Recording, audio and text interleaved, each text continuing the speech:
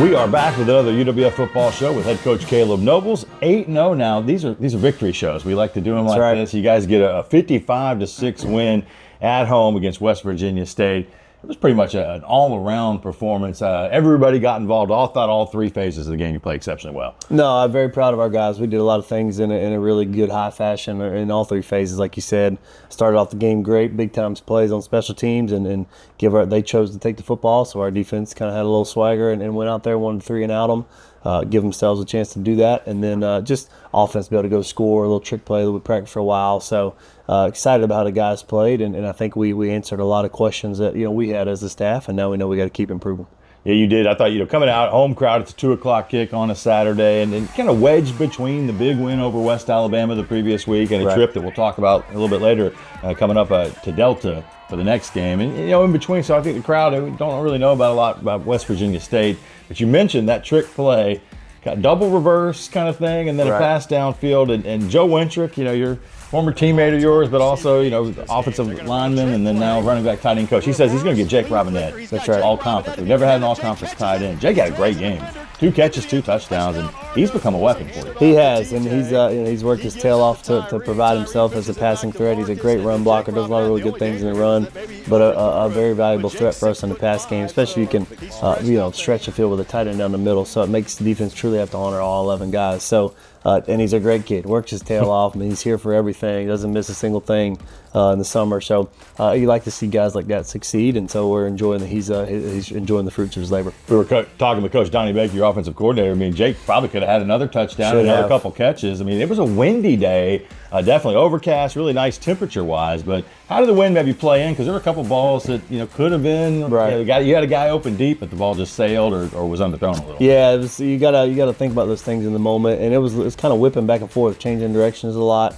And so it was a conversation that Marcus and Coach Lang and I were having, just making sure, hey, we got to feel the wind every play and make sure you know where it's going. So, but you also then they just forget about it and just rip the football, and really special teams conversations, kicks and kickoffs are really what you got to worry about. But I thought our guys handled it well.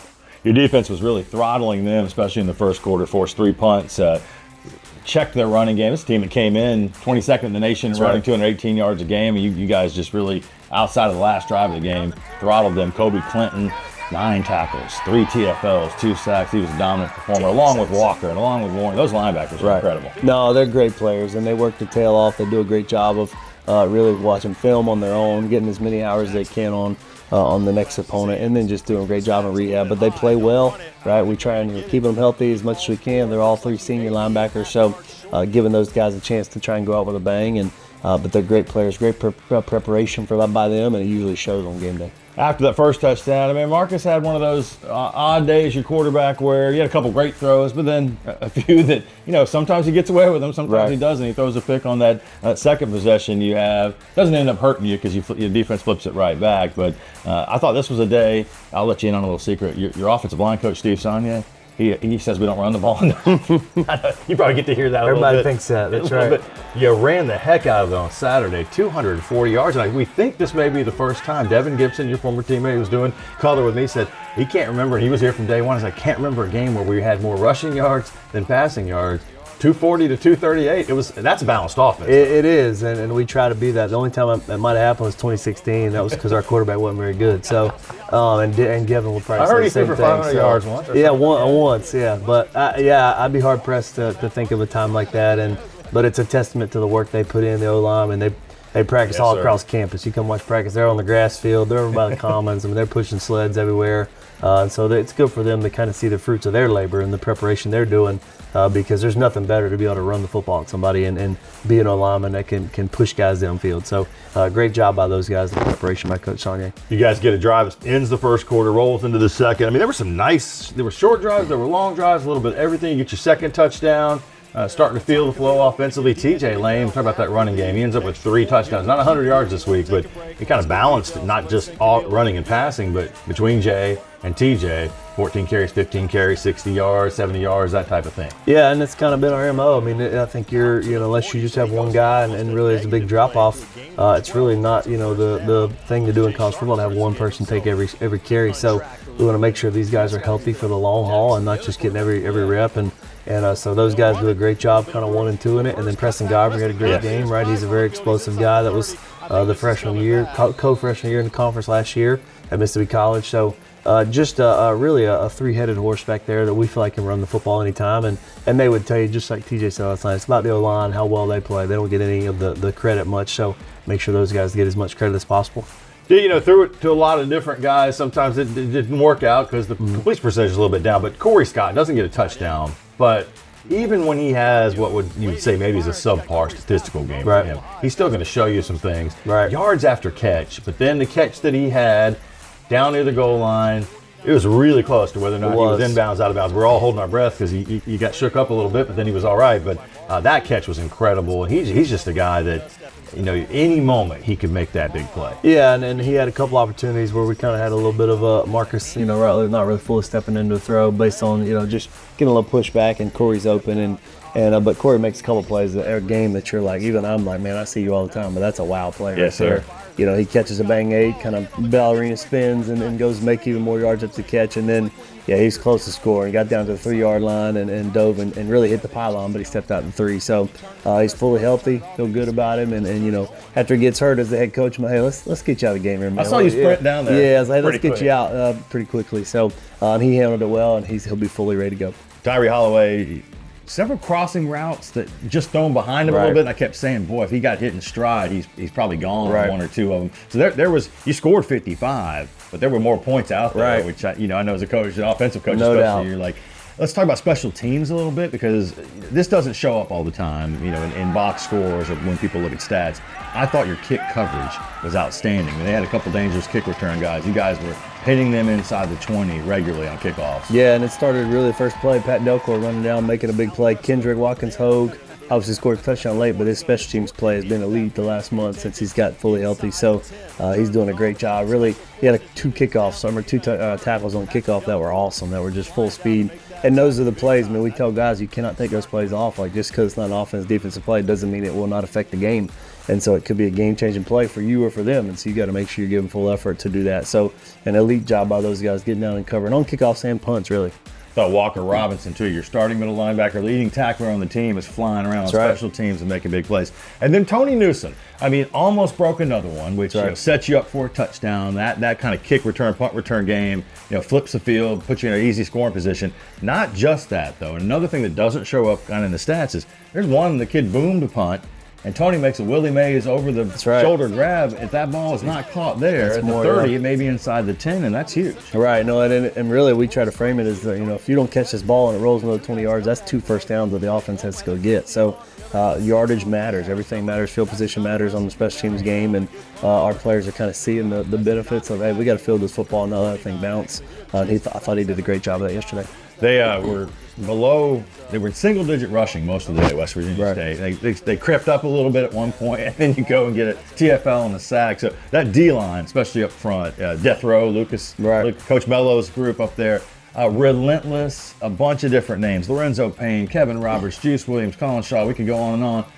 But a name that we haven't heard in a while, you almost forget about him, and then you watch him jump out on the first defensive possession and come up with a sack. Byron Puryear's back. Yeah, he is back, and he's put in a lot of work to get back. And he had a bad knee injury last year, very serious knee injury versus Grand Valley, and so he's over a year recovery process, and he has stayed the course, and he's really pushed himself and to be healthy. And so we probably could have played him about 2 weeks ago, but we wanted him to be fully healthy, ready to go, and then be on a snap count, just to make sure he's not just killing himself, in the games as far as rep-wise. So great job by him, and a testament to him for the work that he's put in. Jake Robinette had those 2 touchdowns, including one right before the half. He scored with 30 seconds left. You're up 27-0 at the half. Had a block PAT in there. We've seen that a little bit with that. What is there something in there that you look at and say? Yeah, nothing crazy on that one. It was a very low kick. When you go watch it, Brogan kicked the top of the football almost, and the ball really didn't get much, about 6 feet off the ground or 6 yards off the ground. So their guy didn't have to jump. So something easily fixable. Timing was off a little. Yes, sir. Yeah. Second half, you come in and the starters continue to do what they're doing. And, TJ had 3 rushing touchdowns. Jay had a rushing touchdown. You mentioned, late in the game, we'll get to let's talk about that. The guys that kind of come in later. Tony Bartello comes in. And you mentioned Preston Godfrey had gotten in, but he was kind of in that rotation now. Tony comes in, he runs, you get the juices flowing, misses his first pass because I think he was just a little too juiced up. But then they get down there. And you mentioned Kendall Watkins-Hogan. You were telling me about this guy from Wayne State. Heck of an athlete. He makes a Randy Moss-style catch, kind of around the defender for a touchdown. Yeah, he's a great player and a great kid. I mean, somebody who has battled through a lot and had a shoulder injury when he first got here in the spring, and he was a really good player at Wayne State. And so had a little bit of a rehab, had to go through surgery, but now he's back fully healthy. Really, these last 3 games is when he's kind of ramped it up and been able to go full go. He's a great player. Really, you look at his stats from last year, he's a great all-conference, almost all-region type player. And so he's worked himself in the mix, be able to get some good reps, playing well. His special teams value is through the roof right now, which is what really helps you get more offensive reps. And so great job by him of just staying ready, right? Just keep pushing for your moment. When your moment is called, be ready to go and then capitalize on the opportunity. Along that note, we get a first look at a guy, Tyree Davis, third quarterback in the game, and he comes in. You get a touchdown drive with this kid in which he is I'll take the football. Right. RPO, I think I'll keep it, and I think I'll get, 15, 20, just ends up running in a 20-yard touchdown to cap the drive. I think he ran for 58 yards. He did. And had a sack mixed in there that bumped the number down a little bit. Should not have taken the sack, he just went backwards, yeah. Throw on the ground. But he was dynamic, and you've been telling us about this guy. Hey, this guy's developing. Everybody loved what they saw out of him. Yeah, he's a great player and a great kid, a high school kid that we signed 2 years ago, and really has worked his tail off to be ready. And really, the quick story on Tony Bartello, we were going to put Tony in for another drive just because Tony's a backup, get him at least 2 drives, and Tony came up and said, Coach, put Tyree in, let him play, give him a chance to play. So kind of shows you the teammate, kind of the man that Tony Bartello is, and to give Tyree, who he sits beside in meetings every day, a chance to play. And so really cool for Tyree to get in the game and get some game experience, be able to play. And he's somebody who's waiting in the wings that we know is going to be a good player. He's still developing and growing, but somebody who we've signed out of the high school ranks from the state of Florida, that is somebody that we think can help us down the road. Feels like Tony's almost like having another coach. He is. He really is. He really is. Him and Marcus have got a very close bond together, and Tony prepares like you want him to be ready, but he's also helping everybody else around them get ready as well. I say this guy for last because, I think he may be my favorite. They're all my favorite. It's like having a bunch of kids. Right. They're all my favorite, but this guy really might be my favorite. How about Chester again? Chester. I mean, he gets banged up, and I'm like, feeling for him, but he comes up with another interception. I told him, textbook safety play. That's right. That ball's up in the air. He high points it and just comes and gets the football. Right. I mean, that's 3 now for him. He and Rod Webb are just, you got to know where the 22 and 25 are all the time if you're the other team. You do, and Chester, I love him to death because he just works. He doesn't say much. He's a grinder. He's just a good kid that you want to see excel on the field, and he's getting a lot more reps as the season goes on, and he's somebody that I'm very proud of to get a lot of production out of. All around, 55-6 the final score, 8-0 now. That's a first. It's kind of like we're in that uncharted territory a little bit. Let's talk about what's coming up this week. Second conference game, and you and I were talking before we started. I mean, it's 4 teams, so every conference game, they're always big in the Gulf South Conference. Maybe they've never been bigger than this year. Right. And so this will be our second time. We're going to go to Delta, 3 o'clock kick up in the Delta, Cleveland, Mississippi. They're a good football team, obviously 1 loss in the season. Kind of rode one out against West Alabama. Big win up in Livingston on Saturday, 41-38. What do you see from Coach Cooley and that team? Yeah, I see, first of all, Coach Cooley's still there, so they're going to be ready to play. They're going to be a hard-nosed team that's going to try to run the football and then, try to stop the run on defense. So we know we got to be prepared to win the line of scrimmage. We know it's a hostile environment, that they will have a lot of people there for this one because I don't know what they're ranked or what we're ranked, but I'm assuming it's top 10, top 15 for both teams.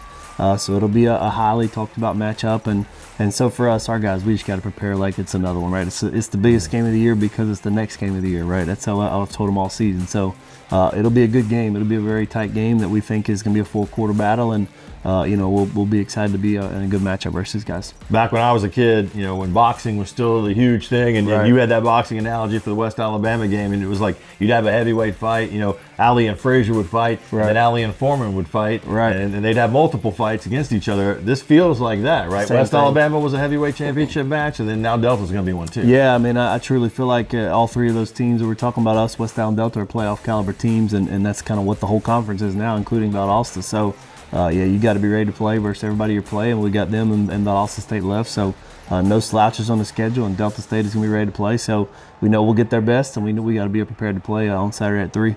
The Fighting Okra have a good quarterback too. Sure Kirk do. Cole, we've seen him a little bit. And really we've seen a progression of that guy. You guys have faced some really, including Kaleb Jackson, on Saturday, some really good QBs. Yeah, Kirk is a very good player, and he's a really good player. Did a lot of really good things last year. He's done a lot of good stuff. He kind of banged up a little bit, got hurt versus the team early in the season, but has played the last couple games. So he's a great player. They got a couple wide receivers that are really coming on as the season goes on. So it'll be a long week of preparation for this one. We know we gotta do everything we can, turn over every rock we can to find any information we can get on these guys because they're a very good football team. Yeah, they will be. It'll be a great football game. We've had some wild ones over there in Cleveland, Mississippi through the years. This one, 3 o'clock kick. It'll be on Flow College, but we'll have it on the radio. ESPN Pensacola pregame show will start at 2:50. I was telling Gibby, what you do is you get it up on Flow College, you turn that sound down, you bring up the ESPN so you can hear the home broadcast and get all that information. Coach, congratulations. 8-0 on the season. Thank now. 55-6 win over West Virginia State. Delta's coming up next, looking for 9-0. That'll do it for this edition of the UWF Football Show, but we'll leave you, as always, with a Go Argos.